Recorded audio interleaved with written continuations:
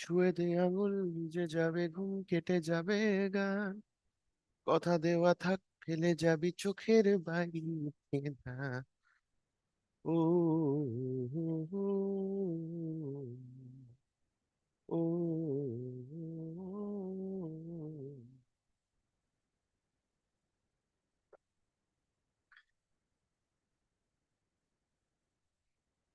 If there's anything that you can master in 2026 to begin with is a new skill. Think about it. We all want that big car, that big house, our family to be safe, our children to go into the best schools, to get the best education, want to give them the best life, take them to the greatest vacations. We want to ensure that we are climbing up the corporate ladder while being able to balance our entire life with them, our family, give them the time, ensuring that we are having good time to spend with our friends, all of those things put together. And yet we don't know where to even get a head start. Today, what if we're able to uncover all of that? And that's what this entire episode number 72 is all about. Welcome to Daily Live with Dr. Surya. As promised, two back-to-back lives are coming up your way. Not at 8:30, but better late than never. And we're still in the process of getting the sleep cycle a little organized now that so many additional pieces of the puzzle are coming in through. So let me take you back to 2007. Every single day, irrespective of what my dad does, throughout his work, he would always come back home. We always used to live in one single room, all of us together. So we had a humongous bed that takes care of majority of the room, 75-80% of the room. And then on the bed used to be shoved into one corner so that there's a space to walk. When you walk into the door, on the left, you have some space to walk, straight, you have some space to walk. And then the other side of the polar opposite corner of the door used to be the bed. Now, exactly where the bed was, just opposite to the bed. When you walk into the door, you go exactly left and you go hit the dead end. There used to be a very, very uh, old wooden, I don't even know what to call it. Was it a drawer? Was it a cupboard? I don't know what it was, but it had layers which were locked, sealed. The only person who was allowed to open that was Baba. So every day he would open one of the latches, take out a book which included a lot of ruled paper. It had a pen attached to it. My dad is a very, very big fan of pens. He has some of the greatest collections even to this date. And he'll take one of his flashy pens and he'll start writing whatever happened the entire day, what all money that he spent, all of those things put together. So 2007 was the year when I had just moved to from class 6 to class 7. And I asked him, wait, class 7 was 2009, I guess. I'm getting a little confused with the dates. No idea why. Somewhere it was 2006 or 2007. Or to wait, 2007 was in class 5. Yeah. So I was just 10 years old. So I asked him one day, Baba, what is it that you write and why do you write it? And he usually was not someone with whom we could speak to that openly or easily. But that day we just thought, let's give it a shot. And he told, well, I write about whatever money that I've spent. I write about my thoughts, a lot of these things. So for the first time, he showed us and we got to know that he writes in English. Now, even though I didn't read the entire thing because it's a personal journal, you're not supposed to read, I noticed that while Baba was writing in English, he was perfectly fluent, grammatically accurate, and he was writing stuff in a very, very easy, smooth flow. Now, his cursive writing is really good. Like his handwriting is really, really, really good. And I asked him, what are the benefits? Why do you even write it? And he gave me a set of reasons. I asked him, well, your company gives diaries out to all the engineers and all. Are you going to get me a diary? He said, sure, why not? If you're going to promise that you will start writing, why not? So my brother and I decided, my brother was in class 3, I was in class 5. Well, we are going to become like Baba. Baba has always been our hero because he was a government contractor. We knew that there is a secret pouch that he has, which includes all the bundles of notes Now, as a businessman, obviously, he has to pay a lot of people in cash. So he had the good connections with the banks. And whenever he would withdraw cash, he would get all these new, freshly minted notes. So I would see bundles of, back then there was 1,000 rupee notes, 500 rupee notes, 100 rupee notes, all the way down from 50, 20, 10, 5, 1 rupee note as well. He had bundles of 1 rupee notes and 2 rupee notes as well. And in that magic pouch, he would keep all that money. So I would always feel, okay, fine, if I study well, if I work hard, if I just get to do what Baba does, maybe at some point of time in my life, I'm also going to have that bundle full of those notes. And to this date, the dream remains the same. I keep asking Baba, when will I get to earn humongous money like you? That day, I felt that he unveiled that secret to us. The secret that we are going to uncover in today's life. The secret is called as journaling. Let's rewind back a little bit. There was this, now I told you about 2007. So my brother and I, we started writing journals. And what we would do is we would just simply write, how was our day? What is a good thing that happened? What is a bad thing that happened? And vent out a little bit. Sometimes it would be full-fledged pages. Sometimes it would just be one line each per day. That's how it went on. And we would keep the journal back. The only thing that we got a promise from mummy was that she is not going to read our journal. And the objective that got met was, whenever I'm frustrated at mummy because she beat the trash out of me, of course, I was very, very naughty. I didn't know anyone to complain to. Because even if I complain to her parents, as in my grandparents, they support her. If I complain to Baba, she thinks that mummy beat us for our own good. So where do I vent it out? I would vent it out on the journal. We did that for a year or two, but then we stopped. Didn't feel the need to. Then came the year 2010. Now that was a very, very transformative year for me. I think that was the year when slowly the puberty hit.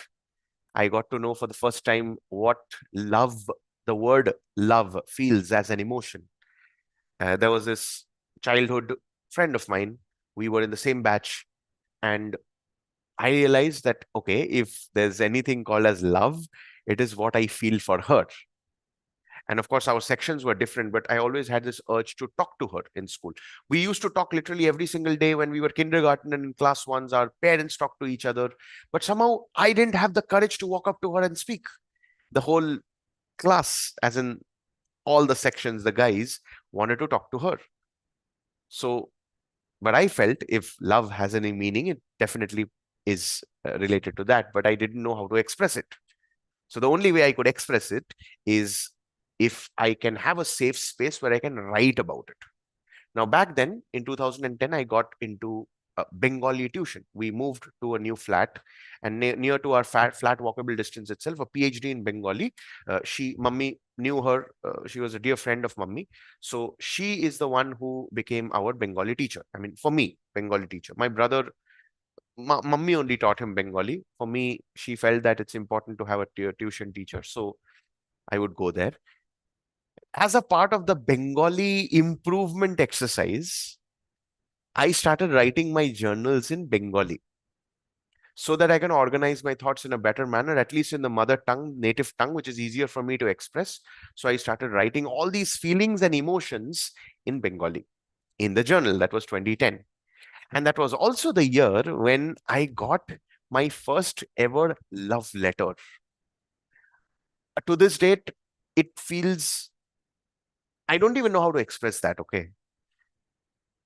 I was going out from the tuition, and the girl with whom I used to speak to, we had the same batch. She's a couple of years younger to me. She called me up and she gave me a letter. And I said, what is it? She said, just read it when you go home and answer me next week. I didn't know what that is. So I wanted to open. She's like, don't open it right now. Go home and then open it. So fine. I said, okay, I'll do that. When I went home and I opened it, she wrote it in uh, reddish pink, glittery pen. I had all my love letters until my mom decided to throw them off. I mean, it's crazy. But that letter, the way she expressed it, she also wrote it in Bengali. Few words were English. I was happy to see that it is in Bengali. That felt No, all the it's like the volcanic eruption of emotions and hormones deep inside. So I vented it out all again in my journal. This continued from 2010 all the way to 2018. Now, by the time I ended writing that entire journal, I had just moved to final year. I had the hottest girl of our entire college as my girlfriend. To this date, it feels like how is it even possible? Of course, we did have our problems and conflicts had already started, but then it felt good because when you're in college and you have the hottest girl in the college as your girlfriend, you become one of the famous folks that the whole college is talking about, and you get to hear, oh, Suryadeep and all those things. It feels good. And the objective was to pour that entire thing out into the journal. But then I also took it a step further to build a lot of trust, giving my journal also to her so that she can read my thoughts. And again, I used to write it in Bengali again. Of course, I was not as fluent as I am in English. So I didn't feel that, oh, again, if I start writing in English, it'll start having all these grammatical errors and the usual problems that we face whenever we start writing in a language that's not our native tongue. Now, this was what happened in all these last couple of years. But then from 2019, the motivation to write the journal completely stopped, partly due to the enormous pressure of studies of the final year. Multiple reasons. I didn't find any need anymore. I didn't feel that it made any sense. So there were multiple such reasons. Although I did continue to purchase journals every year, but I wouldn't write. It only so happened that as we were working towards Speak to Lead, and Yogeshwari and I finally got aligned, and we were working towards our uh, building our life as an entrepreneur, building systems, creating this whole aspect of showing up live publicly, using these lives as a public speaking launchpad to learn and implement and teach whatever it is that we are learning day in and day out. Just a couple of weeks back is when we were discussing about these concepts of journaling. And I told her all the different strategies that I would use when it comes to journaling. It was all good. Only when yesterday, both of us sat down and we started writing our journals, she asked me a question. Now, let's get the journaling thing first locked in. We decided to purchase journals for each other. And I believe this is something that I learned from Baba, that if you're purchasing something that's going to help you improve your life, never ever cut costs on that. So Baba will always buy a journal which is slightly on the expensive side, leather bound. It the paper feel should be good, and it should have a Sunday full page, because he even has a lot of stuff to write on Sundays as well. So I also believe in the same thing. So when I decided to purchase my journal, I found it. But then Yogeshwari wants a journal which is does not have any ruled paper. She just wants free flowing thoughts, completely white and all. So we were able to find a journal that just has blank pages, but still it's hardbound and has a very royal feeling. So we got it, our respective journals done. Now we are holding each other accountable and writing the journal. And she asks me, what do I even write? Where do I even start? And that's a very weird thing to do because you have a blank page in front of you, have a pen, you know that you have to start doing it, but you don't even know what to write. Now, I shared her a couple of stuff, but then I thought, yes, I did share with her and she did start writing. I also started writing. I thought, well, why not bring all those frameworks together in the form of a live and give you the exact steps, especially now that as a leader, you have your own responsibilities. How can this one little activity literally 10x and 15x your entire experience, elevating your skill set of communication? So I'm not sure for how long I was rambling about. I just went into flow state of storytelling, but I hope it sets the context. Now, let's come up with the foundations of journaling. Let's understand what journalism is all about first. There are a series of thoughts that goes on inside our heads, and our thinking happens faster than the speed of light. We know it. The thoughts are channeled down from the mind, from the brain, using the brain. Mind doesn't exist here, but again, because we are thinking with the power of our brain and all the neurons and everything, it just channels it down, and through our hands it goes down on the piece of paper where you start writing. Now, will you agree with me that speed of thinking and the speed of writing is very, very different? Yeah. Now, some people have good handwriting, some people have bad handwriting. Yogeshwari gave me a very interesting insight yesterday, because the first set of lines that I was writing, very, very good handwriting. By the time I finished the end of the paper, it's literally, if someone has eaten a lot of pani puris and they are vomiting it out, what you see in front is what my handwriting is. Okay. That's the way I write. But then I didn't want to change anything at all. So while writing, obviously, I gave more of a pretext of why am I writing. Now, while doing that entire writing, I came up with these unique frameworks, which I felt that I'll share with you right now. The first thing is to understand, as the thoughts is coming out in the form of words, forget about the handwriting. That's the most important thing. And the foundation of journaling in itself is when you are able to put those thoughts into words and then see how things flow. Now, you look at some of the famous journal entries in the world, whether it was the greatest presidents and prime ministers all across the planet, whether it's the biggest political leaders, or even the people who changed the trajectory of the whole world, all the way from a Mahatma Gandhi to an Adolf Hitler, all the way from maybe a Narendra Modi to a Donald Trump, all the way from Ratan Tata to Sadhguru. You look at all these different, okay, Sir Richard Branson, and then you have Aung San Suu Kyi, Mother Teresa, Tony Robbins. You look at all the legends in the world, they have been journaling their thoughts, which means it is not something that we need to do. Rather, one of the success traits that the most famous personalities in this planet followed. And as Jim Rohn says, success leaves clues.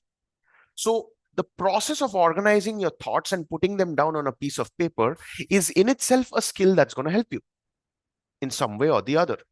So, keeping these as the foundation of what is journaling and why should we do it, now let's get into the frameworks one step at a time. The first framework is the past, present, and future framework. Let's just say, whenever you write, it's not just whenever you write, you have any form of a communication, you're speaking, you're talking to someone, talking to a friend, talking to a family member, whatever it is, please note that we are either thinking about our past, massively focusing about our future, very, very seldom thinking about the present, or maybe being in the present and connecting both these dots. Oh, in the past, my school life was so good, or college life was so amazing. In the future, I'm waiting when I'll have my dream car, dream house, or I'll get married, or whatever it is. All of these things are happening as a conversation in the present. Now, journaling is what allows you to slow things down and improve your clarity and awareness as a muscle. There are a lot of meta skills that automatically gets embedded, attached, added as you continue this process. So the first framework is when you sit down to write, it purely depends on the thoughts, emotions, moods that you are experiencing at that very moment. Please note that you can take it all out in that piece of paper.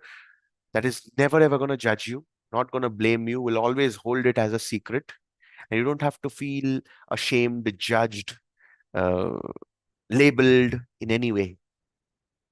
So it is literally a blank canvas which acts as a wish list, which acts as Aladdin's genie, should you know how to use it. So the first framework is whenever you sit down, whatever it is that you're at that very present moment, your mind is trying to tell you, put them down on a piece of paper. It could be an incident from the past. It could be a story that you that you want to talk about. It could be a wish that you would like it to be fulfilled. It could be something that you're right now working on, you wish you had worked upon, or something that you're planning to work on the future. Anything related to your past, present, or future, the what, why, how, when, where is what you can add as a part of that particular journal entry. That's the first framework. The second framework, you can open up your emotions using the power of description and calendar frames. To give you some context, before I decided that, yeah, Yogeshwari is the right person for me, there was this amazing girl I had met over Facebook. She was so gorgeous that I could keep going on and on looking at her. To such an extent where we did a Zoom call that went on from 11 o'clock in the night and ended up at 6 a.m. in the morning. Fortunately, I still have the call on record, but I, and as I purely believe in congruency and alignment and all these, code of honor, it is a call that remains with me, but I have never opened that call ever again, nor do I intend to. And I forgot where is that call. Where did I save it? I don't even remember. But that conversation gave me that urge. Oh, I wish I could spend some more intimate time with this person. Now, November 2021 is when I had decided that I'm going to move out with Yogeshwari. We are both going to move out from our respective homes. So Durga Puja was October 2021, and we had a plan. Like myself and that girl, that beautiful, gorgeous girl, she was coming down to Kolkata. There was a humongous chance that we could meet and spend an entire day of Durga Puja together. But because I had already taken this decision, I decided not to meet her. So one of my journal entries could very well easily be a what if journal entry, as in, what would have happened had I met her? And that's a completely hypothetical scenario that I can write down. So these are specific episodes that you can work on in terms of the story based or the hypothesis or the calendar based journal entries. That's a second framework. The third framework could be any kind of a goal that you would like to achieve and decoding the entire strategy in the form of inquisitive self-reflection questioning. So, for example, right now, I'm just talking about yesterday's journal entry itself. We all know that December 31st, January 1st, there's a universal collective energy of positive peer pressure where a lot of people talk about setting resolutions and then meeting them. Of course, they also talk about breaking them, but there is always a pressure, what I consider as a positive peer pressure, to set resolutions and ensure that the year goes, the new year brings in new uh, energy or new transformation or whatever it is. Nothing else changes, mind you. The sun is still waking up and going down. Earth is revolving. The weather doesn't change much. The only things that changes are us. So one of your journal entries could also be creating that entire strategy. How would you like your entire month to be? What are the action steps you need to take? What are the things, mindset shifts you need to bring in? What are the habits that you want to walk in down? You can break down those steps and sub steps. That's the third framework. The fourth framework could be a combination of tools that you use. Let's just say you want to write. You don't even know how to write. But the fact that you start writing and you figure out, oh, well, guess what? The way that I write is something that makes me feel good. So I can try different writing styles. I'll tell you the writing styles that I always try to some extent or the other. My natural default mode of writing style is simple conversational. So the way that I speak is literally the way that I write. But over a period of time, because I've been doing this for quite a bit of time, I realize that there's a tinge of sarcasm, there's a tinge of over description, there's a tinge of, if let's just say you read my journal entry, you literally feel like I'm sitting in front of you and I'm talking to you. It's more conversational. It's more descriptive. It has a lot of emotions attached to the way that I write. And that's my writing style. So you can adapt, find out, fine tune, implement, experiment different writing styles that you would ideally like to experience and explore. Now, one very big thing, okay? The only people who will be interested in reading your journal would be your own family members, lest you know how to protect your journals. So I had to take a promise from my mom because I know that she has a tendency to read my stuff, which she has. Now that she threw off my previous journals, she did call me up and tell me, "Oh, I read about your love letter from so and so, so and so," and I was feeling so ashamed. I mean, you're not supposed to read them, mummy.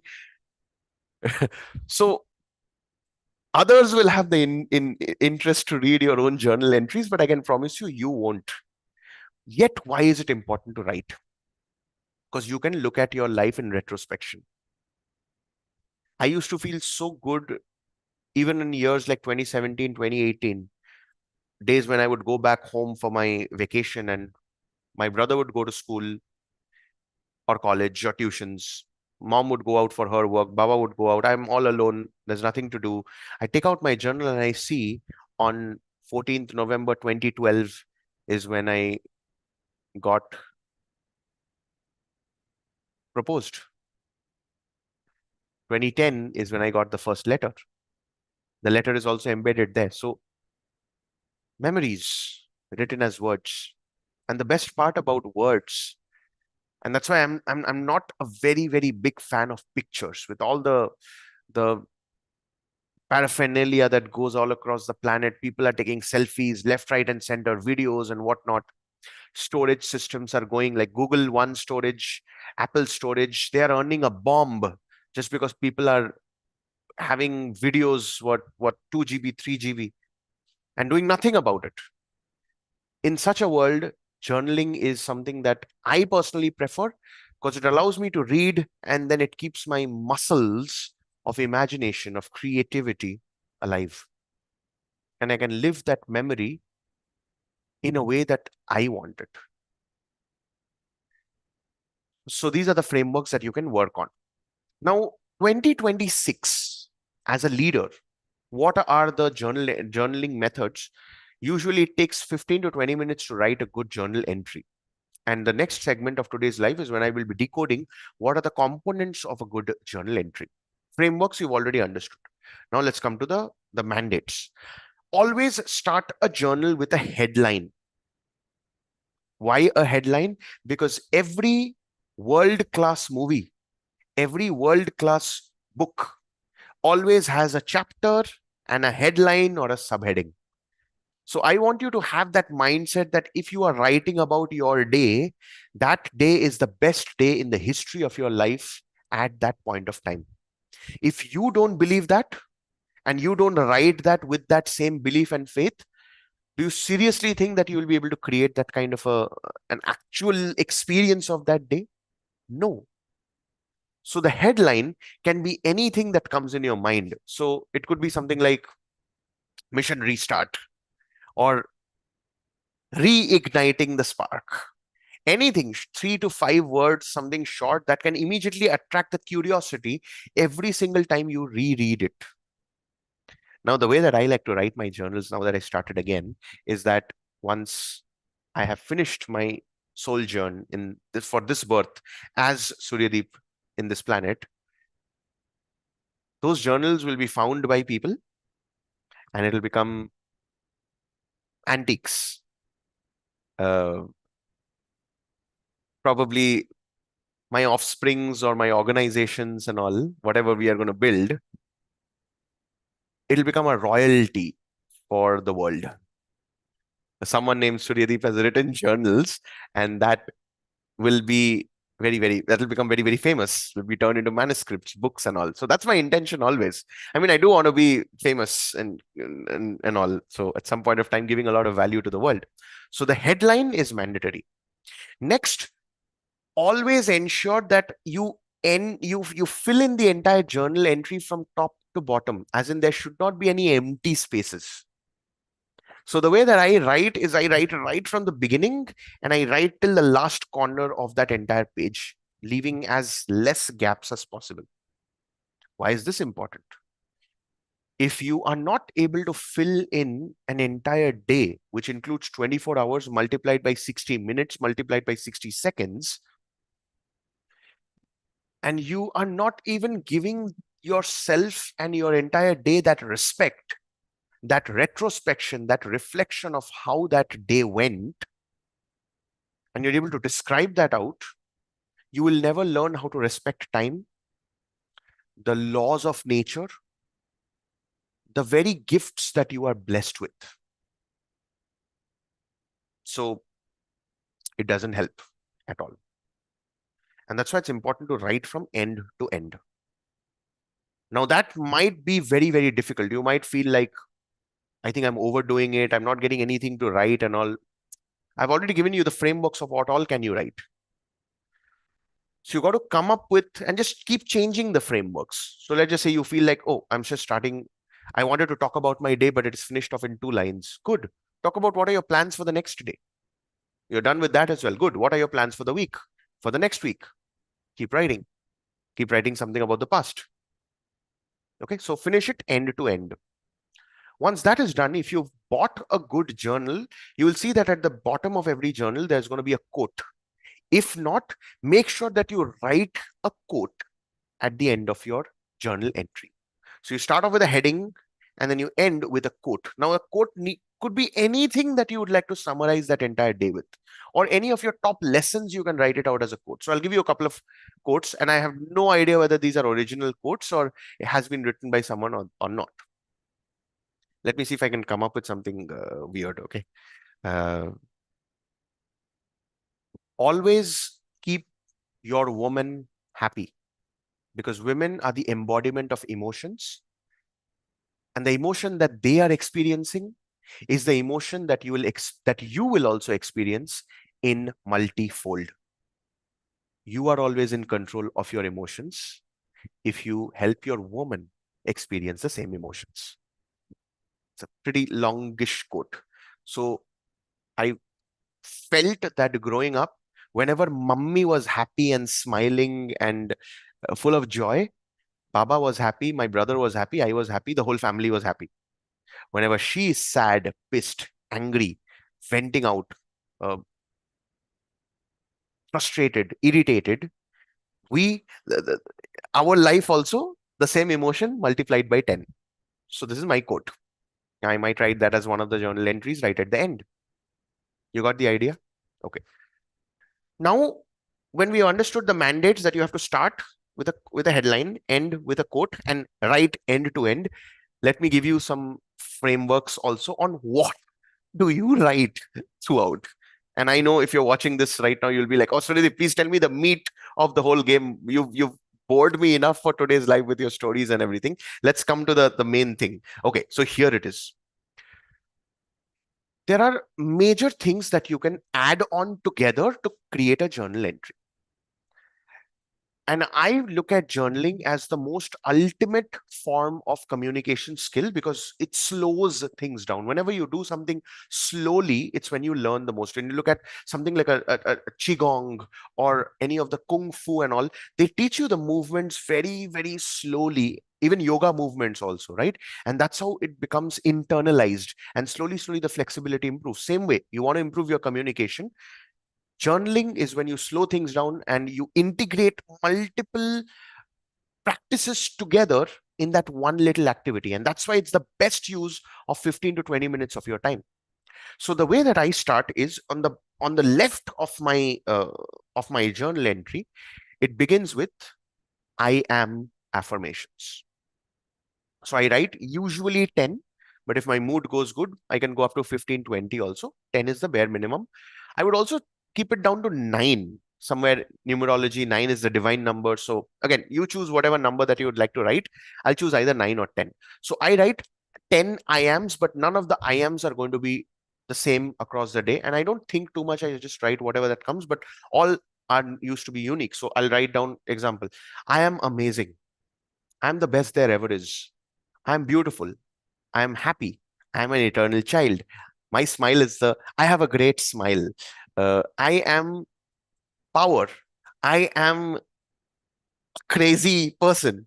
I am personification of happiness. I enjoy every day as it's the best thing that has ever been gifted to me. I've already given you 10 right away. And I just keep writing without thinking too much. This is me activating my subconscious. Does that make sense? That's because of the affirmations. Okay, then, by the way, this little exercise has been detailed out in some of the greatest books on the planet. The Power of Positive Thinking by Dr. Norman Vincent Peale, Psycho-Cybernetics by Dr. Maxwell Maltz, Think and Grow Rich by Napoleon Hill, The Power of the Subconscious Mind by Dr. Joseph Murphy. Just by writing these 10 statements, you have already practiced, you're literally practicing the 4 most powerful books ever written by in the history of mankind. Now that's the first, the left side and the first 10 lines. The next is the 10 things that I am grateful for. And again, those are going to be absolutely 10 new things which should not repeat. Okay, so let's think right now. Okay, and do this with me if possible. So, what are the 10 things that I'm grateful for right now? The first, and look at how well things are unfolding. Okay, I'm just going to come up with 10 random things. This is not scripted at all. I'm grateful for the camera through which I'm looking at you. I'm grateful for my spectacles through which I'm able to clearly see things. I'm grateful for the laptop, the Zoom application, the water bottle that through which I can drink water, beautiful throat that is allowing me to gulp down the water easily, beautiful digestive system which has just digested some delicious uh, chicken pakoda today in the chicken Maggie is what I had, a very very special lunch. Okay, I'm very grateful for this beautiful heart cushion where I can rest my left hand and my left hand can easily type things. I'm grateful for my fingers because they type faster.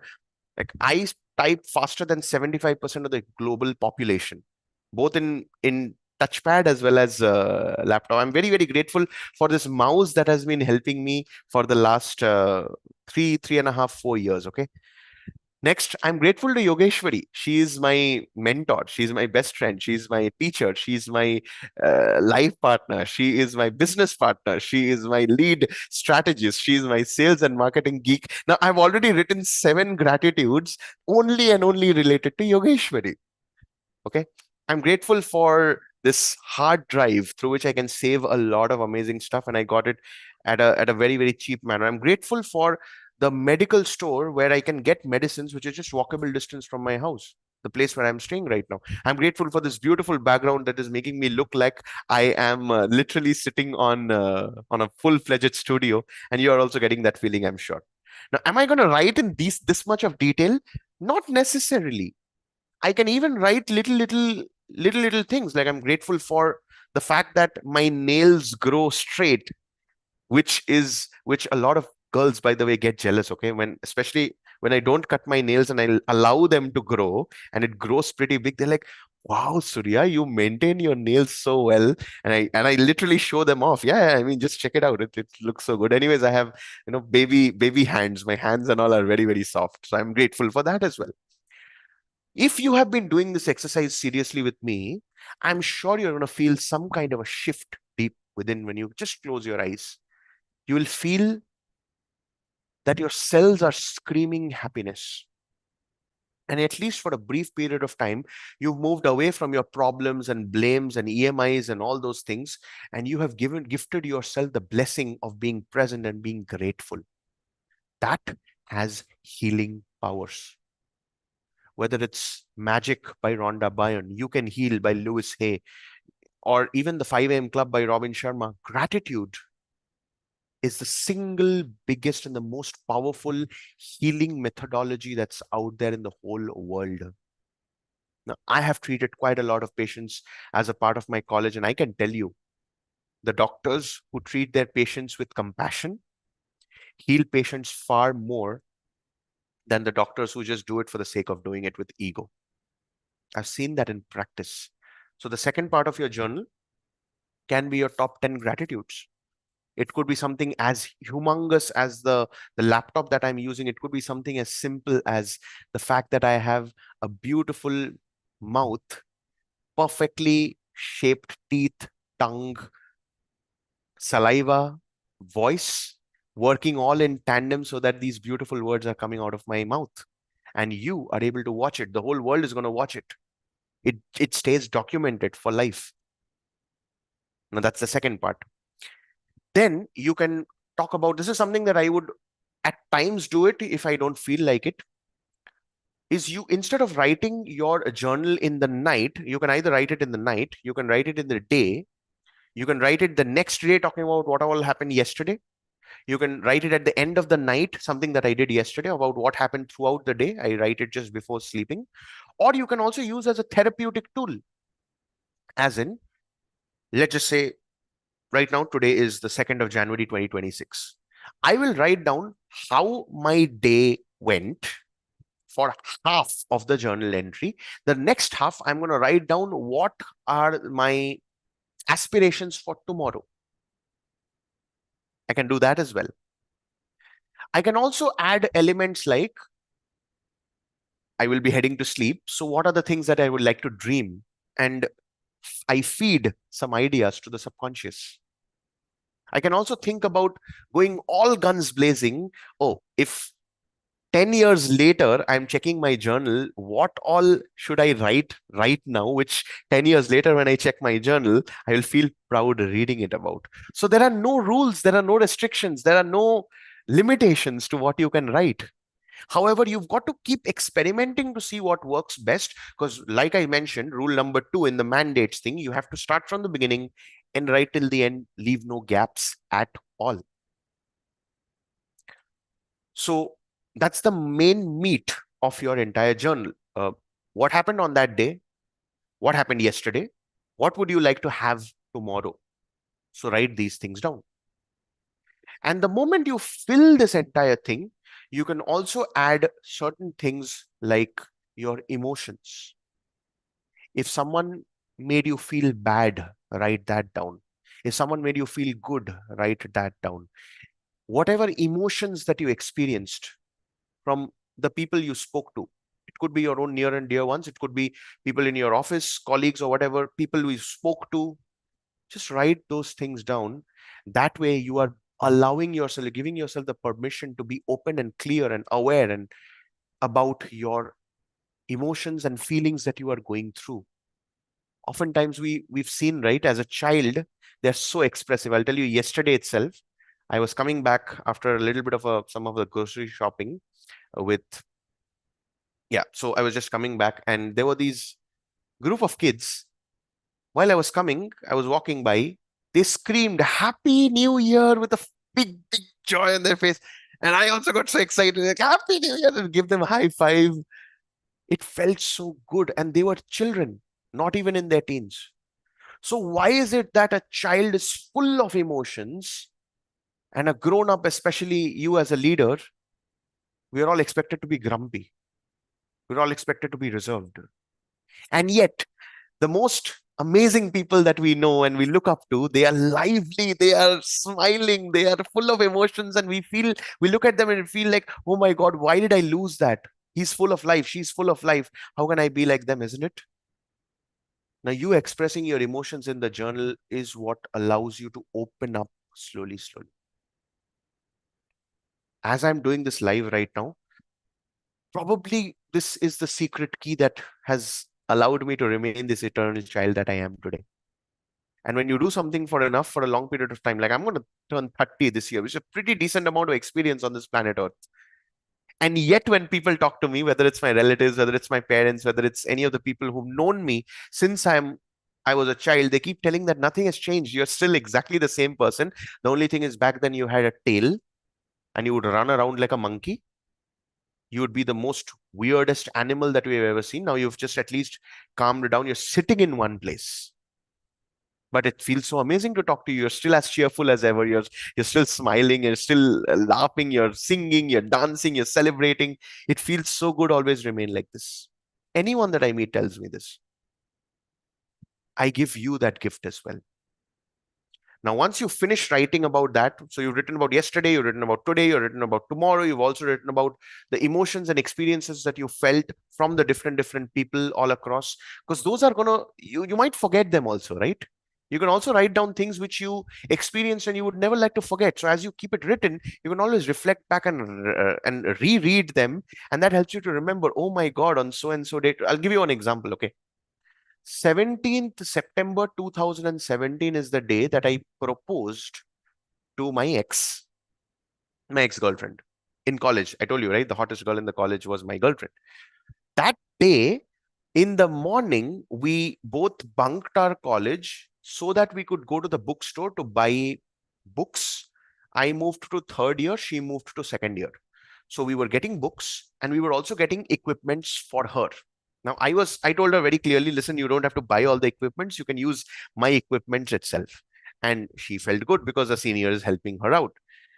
But that day we found out that the equipment store was closed. So I told her, you don't have to buy them anyway. I'll give you my equipment. You don't have to worry. We bought all the books. While coming back, we felt that why just come back to the hostel again? Let's spend some more time. And we were talking about some amazing stuff. She was telling me about her friends. I was telling her about my perspectives about relationships and everything. So we just decided to continue the conversation. So we moved to this place called Lal Bagh Botanical Gardens, which is in the heart of Bangalore. It's a beautiful area with a lot of trees, a lot of flowers and all, but pretty good place for couples to go and hang out as well. And right in the center of the Lal Bagh Botanical Gardens is this place called the Glass House. I think now they have closed it down. They don't allow people to walk into the Glass House, but back then it was open. So we went there, we sat, and it started raining. As it started raining, the environment became very, little romantic. Romantic as in sunset, rains, a lot of couples are there, they're all waiting in that glass house and all. So I kind of opened up. No, why are you here with me? Like, you can literally go out with your friends. It's your friends also bunked college today, you could be with them in the hostel and all, but you're here. So don't you think that there's something special going on between us? And that entire conversation, I wrote it, I documented my afterthoughts of it that night after I came back to the hostel. Now, I remember this because I have a photographic memory. But imagine just having a photographic memory is not enough, because as I continue with my life, more newer experiences are going to happen. Now, will I remember this exactly as it is? I don't know. The first time when I met Yogeshwari, I gave her a bunch of 28 letters that I had written for her. Letters of these different days when I always wanted to write to her. I always wanted to express that out. Those letters are, when I gave to Yogeshwari, it's a different thing that she never read them. Yeah, it's crazy. I don't even know whether she has them with her or not. But the fact that she saw it and she has it with her, I'm sure she has it somewhere or the other. She can always read them, and it is like what is written is can never be taken away, isn't it? And that's what makes journaling so special. And you can add all that as well. Once this entire sheet is completed, you have literally stamped that day with all the magic that can unfold. And the beauty is, even if you felt that today there was nothing happened, you still have a page full of a journal entry where every single day from this moment on is special. As you continue writing, you will begin to slowly have the shifts of how you can tweak and change, and what more to write, what not to write, what all can I add, what all can I delete. And you can craft, because you're growing in life, right? You're experiencing every single day in life in every new possible manner. Even though you feel it might be monotonous, it never is. Think about it. When you travel, do you see the same people whether you're traveling?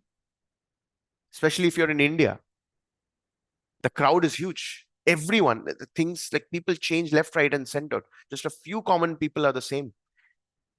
That's why every single day is unique, and that's why every single day needs to be documented.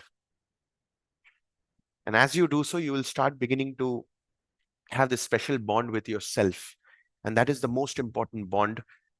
If this bond doesn't exist, the bond with your spouse doesn't make any sense, bond with your children doesn't make any sense, your personal bonds, professional bonds, every single thing will fall off like a pack of cards.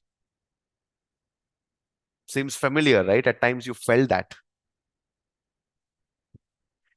That's all that I had for today's live.